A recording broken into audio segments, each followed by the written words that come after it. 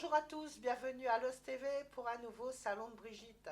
Alors aujourd'hui on va parler histoire un petit peu, on va parler du 8 mars. C'est quoi le 8 mars? Vous le savez tous, c'est la journée de la femme, journée internationale des droits des femmes. Cette journée elle met en avant la lutte des femmes, surtout pour la réduction des inégalités. Après la Deuxième Guerre mondiale, on a célébré le 8 mars dans de nombreux pays et en 1910, l'internationale socialiste réunie au Danemark décide d'instaurer une journée mondiale des femmes afin qu'elles obtiennent euh, le suffrage universel.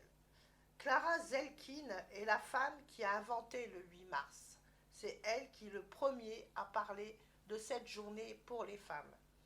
Le 18 février 1938, les femmes peuvent s'inscrire à l'université sans l'autorisation de leur mari. Alors, vous voyez, c'est vraiment une grande avancée pour les femmes.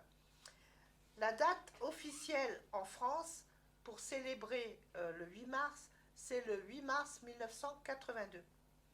Elle a été proposée par François Mitterrand à Madame Simone Veil, qui, aidée de Daniel Mitterrand, ont fait que cette fête soit vraiment un honneur, une mise à l'honneur des femmes. Alors bien entendu, la première femme à avoir été mise à l'honneur, c'est Simone Veil, pour toutes ses actions qu'elle a faites, pour aussi son rôle pendant la guerre, du moment de la déportation, etc. Alors, malgré Olympe de Gouges, qui publie en 1791 la Déclaration des droits de la femme, qui dit « La femme naît libre et demeure égale à l'homme, en droit, la Révolution française ne modifie pas les conditions de la femme. » Voilà, elle avait écrit ça, mais ça ne s'est jamais appliqué. C'est seulement le 21 avril 1944 que le général de Gaulle octroie le droit de vote aux femmes françaises, un siècle après l'instauration du suffrage universel masculin en 1848. Il faut se souvenir que dans le passé, on disait « le temps des serfs et des seigneurs ».